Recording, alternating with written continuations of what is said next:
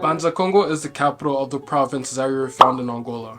The town of Banza Congo was the political and spiritual capital of the Kingdom of Congo, one of the largest constituted states of South Africa, which was active from the 14th to the 19th century. The earliest documented kings referred to their city and their correspondence as the City of Congo. Banza Congo is known for its ruins of its 16th century Cathedral of the Holy Savior of Congo, built in 1941, which is known to be the oldest church in sub-Saharan Africa. Ça c'est Kumbimbi. La classe historique.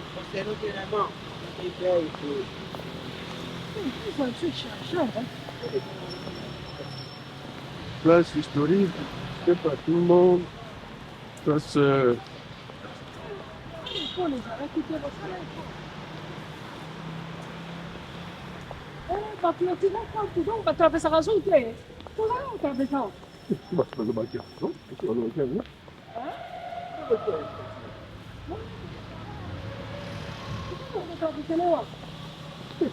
Oh, Bangono, vamos traduzir.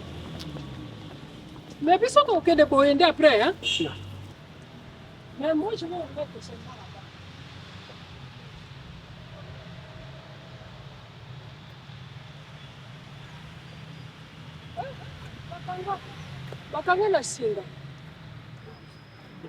Kulumbimbi is now said to have been built by angels overnight. It was elevated to the status of cathedral in 1596. Pope John Paul II even visited the site during his tour of Angola in 1992.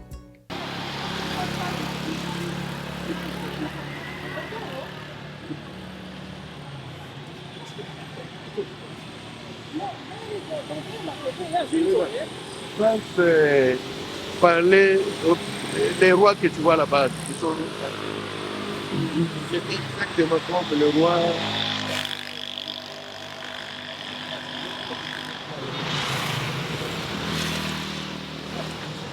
Il régnait. Le plan, l'arbre que tu vois ici, c'est vraiment historique encore. Ça. On coupe pas ça. Essaie de couper ça. Et il y a le sang qui va sortir au lieu de sève.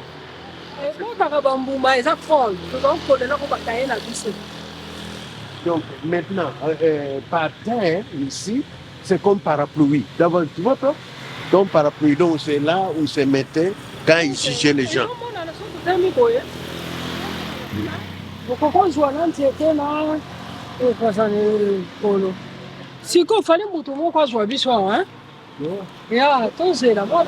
Other important sites in Banza Congo include Njalanku, the Mani Congo's Judgment Tree, which can still be found downtown in the city along with the Son Ngulu. Notre place est très importante.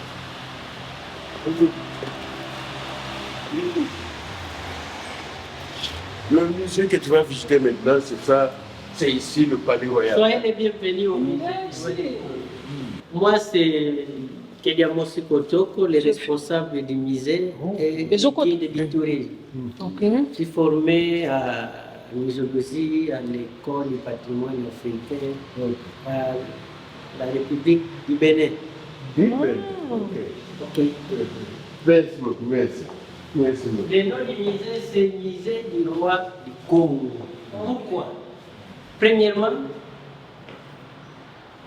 la maison que vous voyez servait comme palace et dernier roi. Et la même raison du nom du roi du Congo, les objets que nous allons visiter au milieu du musée, à l'intérieur du musée, la majorité appartenait au roi. C'est pourquoi on a donné le nom du musée des rois. La même maison a été construite en 1901. Cette maison ici. Oui. Même année avec l'église catholique.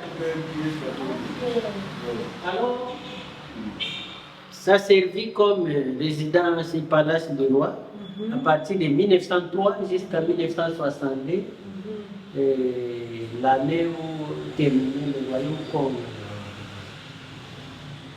Est devenu musée à partir de 1982. Comme tout le monde le sait bien, l'Angola a passé beaucoup d'années de guerre. Le musée a été fermé. Heureusement que le gouvernement a réouvert le musée en 2007, le 8 janvier 2007. Dans notre musée, nous avons 6 salles d'exposition. Dans notre première salle, on parle de quelques dirigeants qui sont passés par le royaume Congo.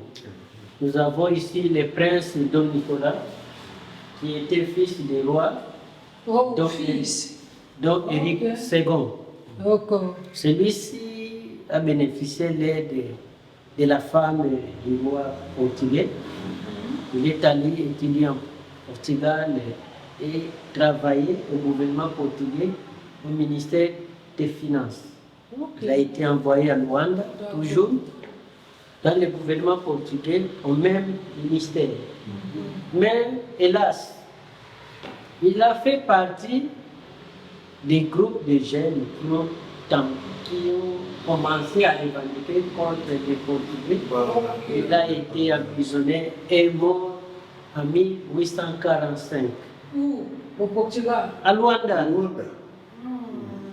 De l'autre côté, nous avons une photo d'un des rois qui a passé la vie dans cette maison, comme le roi, au nom de John Lengo. Il y avait le nom de baptême Jean Seki, donc Père de Seki. Il a régné de 1922 jusqu'à 1956. 43 ans, cette maison comme le roi. Ok, j'ai une question. Mais, Lui, là, c'est le papa de... non. C'est de 1800, celui-ci 1921. Ok, c'est le roi... Ils se sont passés Succession. plus de 70 rois. D'accord. Plus de 70. Ok. Bon, lui, maintenant, on a trouvé son Ça tombe sur la table. Oui. Voilà. Ok. Malheureusement, aujourd'hui, vous n'allez Oui, on a eu seulement dehors parce que c'est fermé. Mais ça va quand même, ça va, on a aimé. Ici, nous avons fait une représentation de la classe de noblesse. Celui-ci était l'ambassadeur du royaume Congo en Hollande. Celui-ci, l'ambassadeur du royaume Congo au Portugal. Mais nous avons représenté l'arbre que vous voyez là, qu'on appelle le Yalankou. D'où est venu le nom de Yalankou? Yalankou. Yalankou. Oh,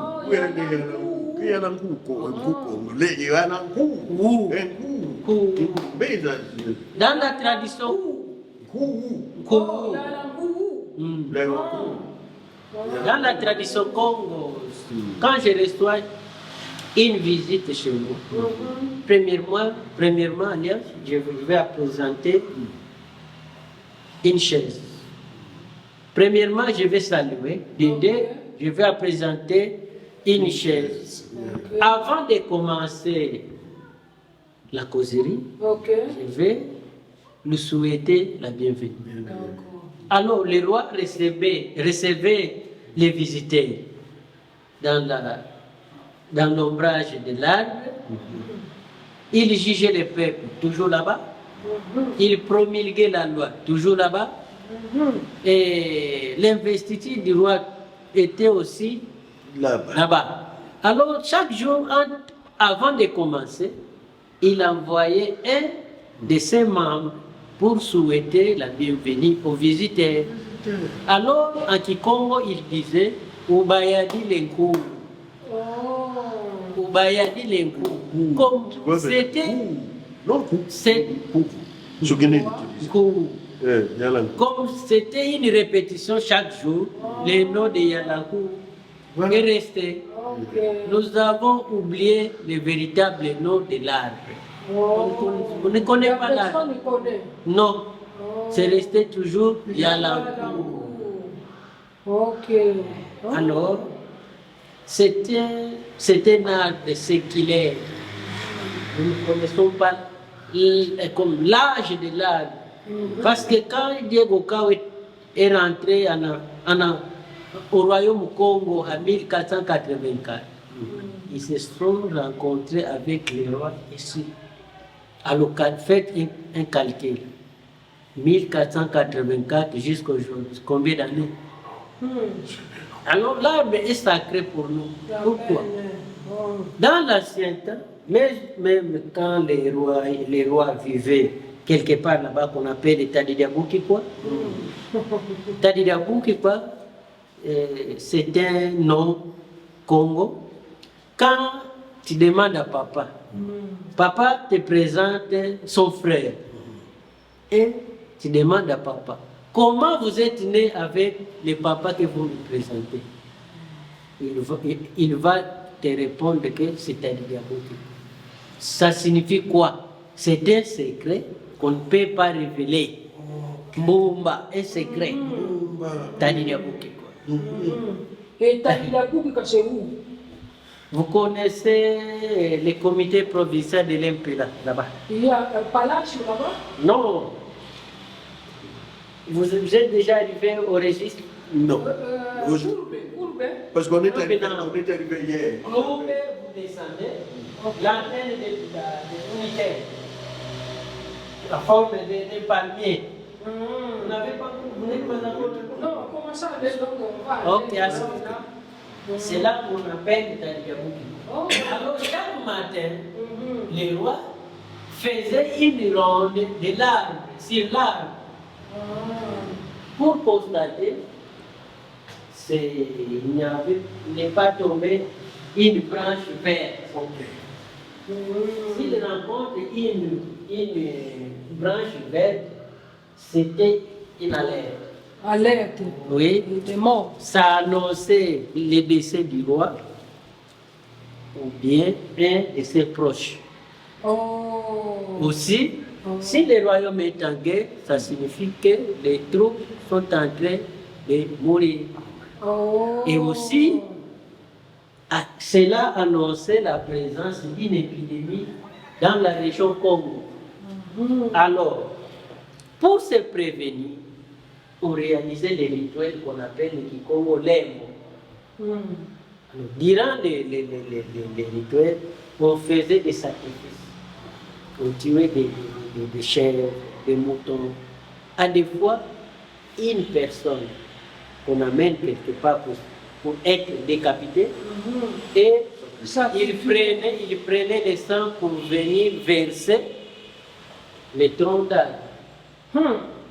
Si on fait ça, il n'y avait pas de perte d'hommes. Pourquoi? Ils ont déjà sacrifié une vie humaine. Ah bon? La salle à suivre, ça représente la vie socio-économique du peuple Congo. Le peuple Congo vivait premièrement de l'agriculture, de la pêche et de la chasse. Pour faire l'agriculture, il faut avoir les outils. Ce ne sont pas des Portugais qui ont enseigné à nos ancêtres de fabriquer ceci. Ils ont rencontré. Nous avons ici les fer brut qu'on appelle en Kikongo Ngweto. C'est une des richesses de la province d'Isaïe. Dans toutes les municipalités, c'est une pierre. Non, ça c'est une pierre. Ça vient d'où là? C'est la matière première pour fabriquer des métaux. Non, ça fait ça déjà. Mais ça, C'est pas- où ils prennent ça? Où? Dans toutes les municipalités de la province d'Isaïe, nous avons cette matière première non exploitée. On trouve ça où? Mais dans la forêt, il y a des places Oui. spécifiques Ok. pour ça. Là où vous rencontrez des pierres. Ah oui, quand on Oui. faisait là, on a Oui. Alors, C'est spécifique. Ah, c'est ça qui. il faut fondre ça Ok, dans les feux. dans le feu. Alors, pour souffler le feu, il utilisait cet instrument qu'on appelle fond en français. Après, ça vient de métal. Oui, Ça, c'est oui, là. oui, oui. Oh, ok. On appelle ça en Kikongo Sakasu. Sakasu. Sakasu. De l'autre côté, la vitrine nous parle de la défense et la chasse. Nous avons des flèches qui sont des produits de la pierre. Toujours de la pierre. Ok. Voilà. On utilisait pour faire la chasse, aussi la guerre. Alors, durant une guerre, pour se protéger que la flèche ne touche pas le corps, on utilisait les boucliers. Bouclier. Fait avec la peau de l'hippopotame. Et dans notre culture, même aujourd'hui, pendant la période sèche, Ngoubou. Ngoubou, hein? Alors, ça pèle là, c'est strong. Oui. Alors, durant la période sèche, on fait une chasse collective qu'on appelle la Congo Maveta. Et durant cette chasse, il y a deux types de chasseurs. Les guides de chien qu'on appelle la Kikongo Kongwamboa. Et les chasseurs qui portent l'arme qu'on appelle Kongwankele. Alors les guides, avant de faire entrer les chiens dans la brousse, il faut lier ça sur les hanches du chien. Les chiens, en marchant ou en courant, ceci va produire un son. Ce son est qui va faire fuir les animaux. Ils vont à l'encontre du chasseur. Ils tirent. Tu comprends? Donc le chien va en avant, avant le chasseur. Oui. Après maintenant, ça va produire un son. Oui, le son qui va faire fuir, alerte aussi les chasseurs. Ok. De l'autre côté, nous avons une machette, c'est un produit de la pierre. Et nous avons des pièges pour capturer les poissons. Non, ça c'est rare. Nous avons ici Saka Nkanda. Ça je connais. De l'autre côté, on nous parle de commerce. Dans l'ancien temps, on ne parlait pas de la vente au achat. On parlait de troc. Alors nous avons un pan traditionnel qu'on appelle mbadi, fait avec l'écorce d'arbre. Nous on faisait déjà ça avant la colonisation. Oui. Quand les Portugais sont arrivés, ils avaient besoin de ça. Comme ils n'avaient pas les moyens pour acheter. Par exemple, si les Portugais amènent les miroirs, les peuples qu'on reçoit le miroir et les Portugais reçoivent les pannes. Et nous avons ici les caoutchouc. C'est un produit de l'EVA. Avec ça qu'on produisait des pneus. Ça vient d'un arbre. Un arbre qu'on appelle EVA. On a ça ici. Nous en avons dans la province au Congo, oui. Dans la province de Ouige et Cabinda. De l'autre côté, nous avons notre fameuse monnaie, Nzimbu. C'est la monnaie qu'on utilisait au Royaume du Congo. Ce sont des coquillages. Coquillages. Oui. Donc ça c'est difficile à trouver. C'est pour ça qu'on utilise ça. On tirait ça à l'océan, à Luanda. My parents and I visited the Royal Museum, recently rebuilt as a modern structure. It had an impressive collection of artifacts from the Old Kingdom. Although many important collections were lost from the old building during the Civil War that happened in 1976 to 2002.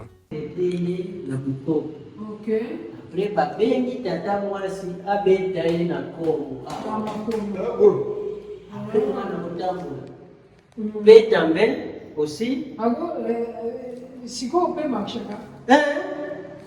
Ça tient. Deko ya papa. Alors, Congo oyo pe, soki toza na makambo ebembe awa, meme lelo esala na seri ya mbula. Mpo na kokanga mbula ebeta te, delake biso te, fo tozwa bana nkanda. Elingi loba bato babotamaka na bana mibali. Famille na clan na biso te. Alors, bango bato bakokombola. Alors nakokombola fo balakisa esika bakotinda mbula. Après bazoyemba. Kake yaye filakuna madimbe kake yaye filakuna madimbe kake yaye filakuna madimba dokola madimbe zapo ndiye ndio bagete zote ndangula na madimba tukumona pe baniwaje zola ndela madimba mule kubeta jusqu'à présent cette fois elle aussi ok alors c'est pas ce qu'on sait batu oyo bakokombola bakokikomela mai te ti bakokundebele donc bazofitena bakomela kaka masanga nzamba ube masanga kaka nepote ti bakokuna mai te soki ameli kaka mai mule kwei ekobeta makasi awa toza na baloto na sani mpona koservir awa vitrine oyo ezoloba kilte le traitement traditionnel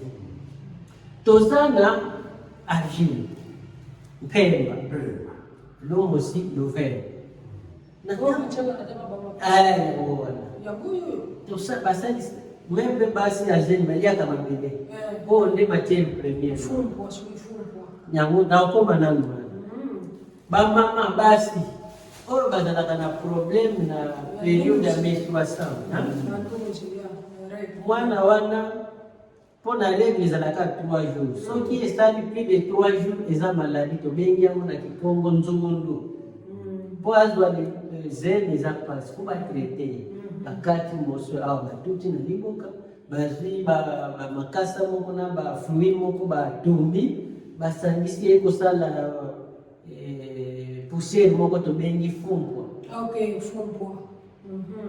soki abandi kosalimela yango kotiamo na lolemo wana ekonormalize cycle oyo tobengi yango kodia mbete kodia oyo na ntango ya kala soki moto alali alota kaka mabe babundisaka ye na pongi fo batraite ye na suka bakangi oyo na loketo bie na kingo mpona kokanga nzoto aussi eza na bamabota baza na mbongo bozwi me mbongo wana eza ya kode bazala na kode ya famille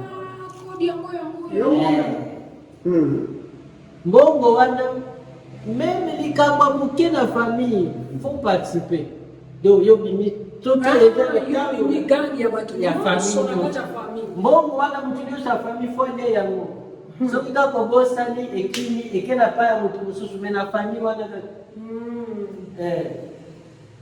oyo tobengi yango ntindikwa na ntango ya kala soki mwana botami ya mobali bakoki kosala ye circoncision te soki akokisi 14 ans te no minimum 14 no maximum 18 ans alors circoncision ebandaki kosalama na mboka te babanda kocreye groupe ya bana 20-30 bake na zamba komona un mois na quelques semaines mpo bainitie bango mpo na ntango ya kala relation sexuelle ezalaki tabu bana mike bakoki koyeba te alors olonongwa na adolescence mpo okende na phase adulte fo yekola nyonso alors mokolo oyo bakosala circoncision mwana mobali fo asimba eloko oyo afulu makasi alikuna bazokala ntango bazokata mwana akoyoka mpasi te oyo ndo lokola anesthésie. Oui, mais spirituel. De l'autre spirituel. De l'autre côté, oyo eza kisakasa eza nango fruit soki kauki komi kisakasaka ndenge tolobaki te cimetière mpona bakoko eza sacré alors mpo okota na cimetière fo beta mpona baesprit na bango olobi ke chanti awa na vitrine oyo elingi oloba communication na musique oyo tobengi yango mondo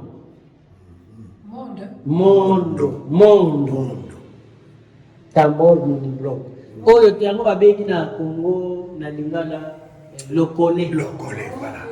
na ntango ya kala soki toza na ebele toza na fete ubie bana mapasa babotami ubie roi aza menacé balobi ete loko mais wana ezalaki monene fo mata esika moko eleve hauteur chaque mboka ezalaki ni spécialiste nango soki so wana elakisi liwa fete alo ye mpe fo abeta po même à Sango, dans beaucoup d'années. Les mêmes jours de formation comme à Gabon, comme à Kinshasa, comme à Congo-Brazza, même le roi Azana Posa Yandim. Abanda kotina mukite na Luanda, kaka oli. Luanda, tango kwa information à organiser Ndim, à cette expédition groupe ya batu balongo par exemple Luanda, Tiri, Unandi, Lundande, Timbanza Congo, batini mutu. Donc, alors quand même, ça, Nicolo. Mboko eza pembeni akozwa Sango. Ayeba beti. Yango ezalaki telefone ya nini ya beti ale kuna beti kuna beti le même jour comme oyo tobengi yango Kisanga Likembe oyo eza ngongi oyo eza pungi basali yango na ba corne ya pakasi kuna toza na kigwengelele eza lokola guitare traditionnelle. Tout ça a existé avant la colonisation. Oui. Même le Ngongi. Oui. Alors à partir de ça le oyo tolobili eza l'ouverture du royaume au monde occidental. Esika ba portugais ba kotela na royaume Congo. Libanga oyo eza na Congo démocratique côté ya Matadi na mboka moko babengi Mpalabala. Esika dio kawa komaka makambo na 1482 makambo yango eza kaka na libanga ti lelo eza oyo eza medaillon ezolakisa Kulumbimbi. Bomonaki Kulumbimbi ndakona Kulumbimbi ezali église ya liboso catholique batonga na sidi ya Sahara o na sidi ya Équateur batonga yango na 1491 babandi yango le 3 mai et kosilisa le 6 juillet 1491. De l'autre côté tozana Kangikiditu oyo yango te véritable Kangikiditu oyo eza réplique ya ba missionnaire catholique oyo ya bakoko ezalaki na image ya motu azalaki na position ndire mutu akoseka bi mutu akolela yango babano benga ngo Fumoseba. Alors na tango ya kala soki basi bazokanga bazeni te bambula ezobeta te bachasser bazoboma banini faut kosala bacérémonie na eloko. Alors réaction mpe ezalaki alors ntango bamissionnaire bamoni nini wana mpona kodevie bango basali réplique batie image ya Jésus mpona koloba te badifficulté nyonso bokozala nango na mokili l'unique solution c'est Jésus Christ. Biso tozwaki na biso na kulusula biso na ndenge na biso bon Kangikiditu Kangikiditu oya ndi mutu kwa kakala après image moshika tulo baba na ngamu mtu kiandika mais image quand que sapo muntu wa gomba bana kurusu image kwa likabatu na kachelu ya basi Yesu wako aleki oyo yango elakisaka histoire ya ville ya Mbanza Congo. L'évolution de la ville de Mbanza Congo. Sida de l'évolution ça nous awa tozana ba épée 5 ils ont représenté les différents noms de la ville oyo lelo ville oyo babengi yango Mbanza Congo. Mais avant Congo ya Mbanza Congo mboka oyo eleki na bakongo ebele. Okay. Congo ya liboso babano bengela mboka oyo ezalaki Mpemba. Mpemba likoloba un peuple accueillant et intelligent. Bakende nasukuka Mpembe. Ya mibale elikoloba Nkumba Ngudi. Cordon ombilical. Ezolakisa symbole ya union ya peuple Congo. Quel que soit conflit, Congo bakoki kokabona te. Eza lokola mama aza na zemi Nije sangisaka mama na mwana eza kolotolo. Alors ekata na kate soki ekata ningo lobake bango mibale bakufi. Yango pe relation ya ba Kongo ezali. Ya misate ningo loba Kongo dia ngunga. Tango Christianisme ekotaki na mboka ya Kongo, na kati awa ya ville ya capitale tozalaki na 12 églises catholiques. 12 églises, 12 sources d'eau, Njokumiezole, na 12 clans. Alors, dimanche na tongo, avant ba église ekota, bando beta ngonga. Alors, bamboko nyonso ezalaki ba voisin ya Mbanza Kongo, bakomi kolobaki, mboka oyo pe ekomi mboka ya ba ngonga. Yango kombo etikala Kongo dia ngunga. Ya mine elingi loba San Salvador. Après baptême ya roi Nzingankuvu, na Kongo balobaka Nzingankuvu. Mais biso atulobaka Nzingankuvu. Ye babatizaki ye mutu aliboso azwaki baptême na barwa nyonso. Babatizaki ye le 3 mai 1491. Le temps babatize bapesi kombo ya Kimukristo, babatize na kombo ya Jean 1er. Alors lokolo komi chrétien, alors kombo ya Bukongo fe longwa na mboka oyo ekomi San Salvador. Ya bine elingo loba Mbanza Kongo. Mbanza c'est la capitale du royaume Congo.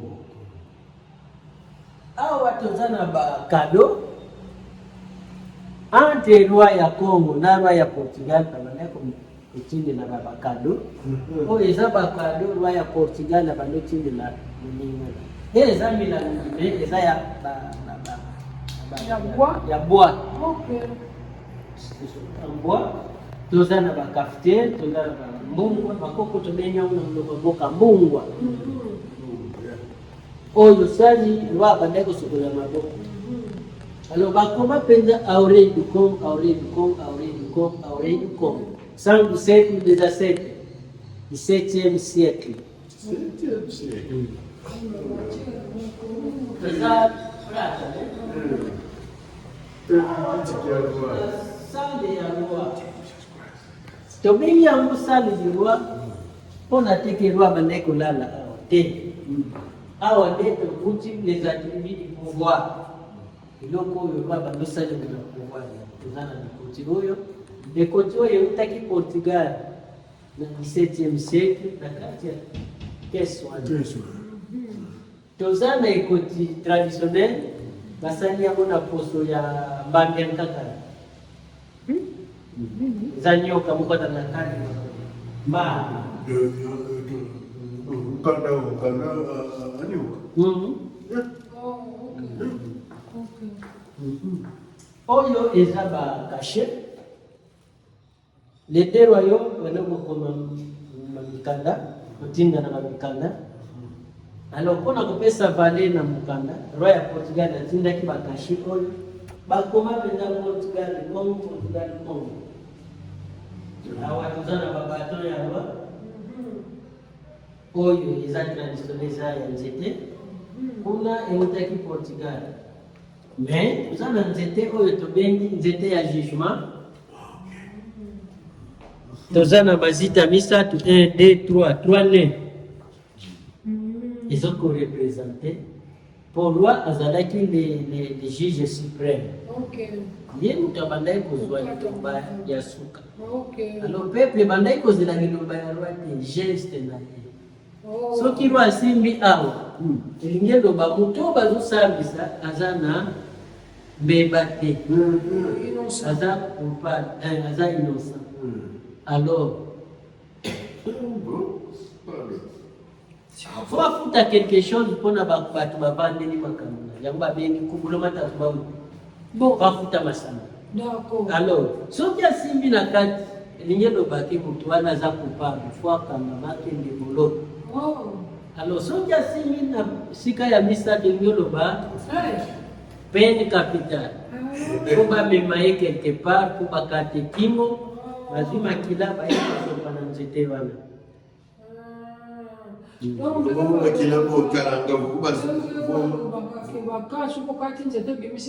Tokokoma wana. Oyo eza epée ya roi. Roi ava simba yango faut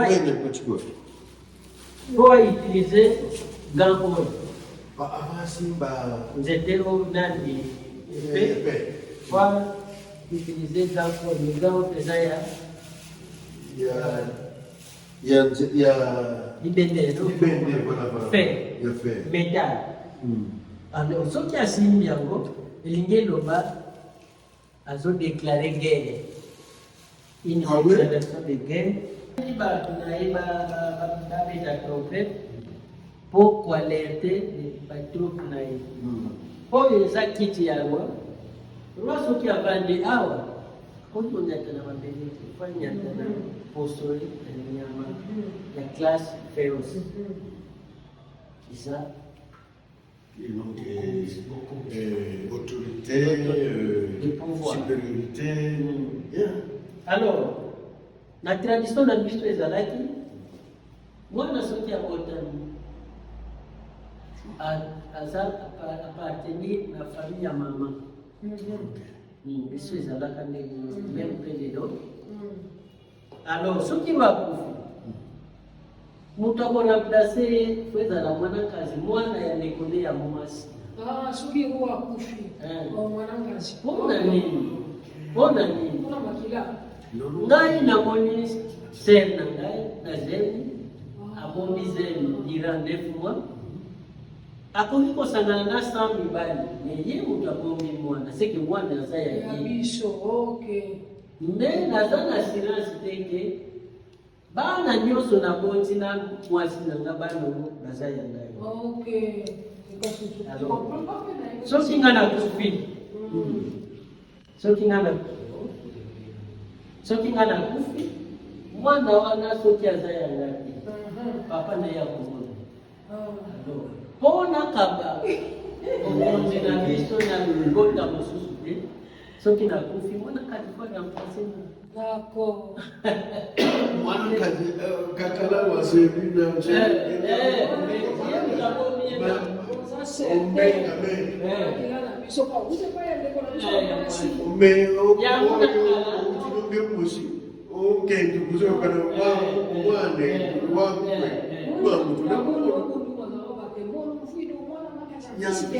yango naomona bakoko babanolinga mingi banakazi. Awa tuza na kazaka ya roi eza eutaka Portugal eza na plus de 150 ans.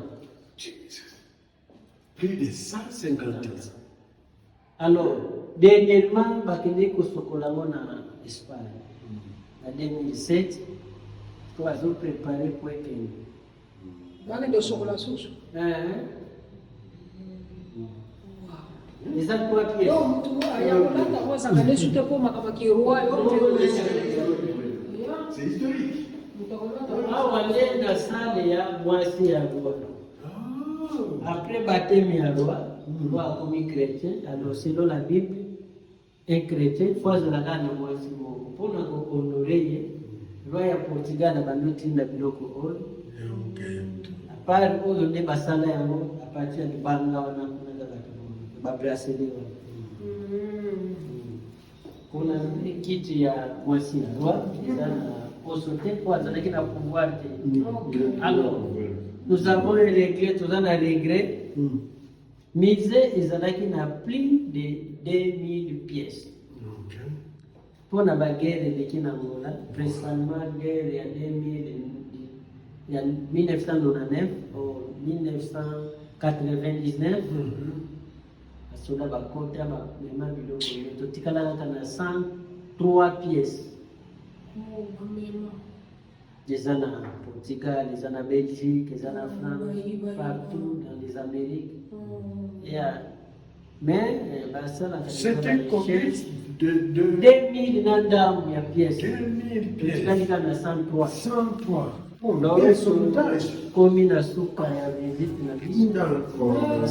Kaya na biso ezama mulo batali lo bango na visite. Après contribution pe kotika lo. Wale kumbaze. Wale kumbaze Kenya Mosiko. Kenya Mosiko.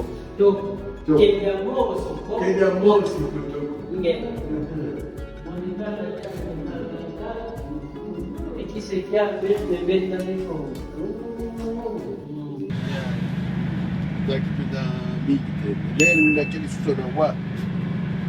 Leo dia. Yolo tufutua ude tufutua ngoyo yandi mtu wa davonsi kutu katrebe lubaki nayo na katrebe sisi.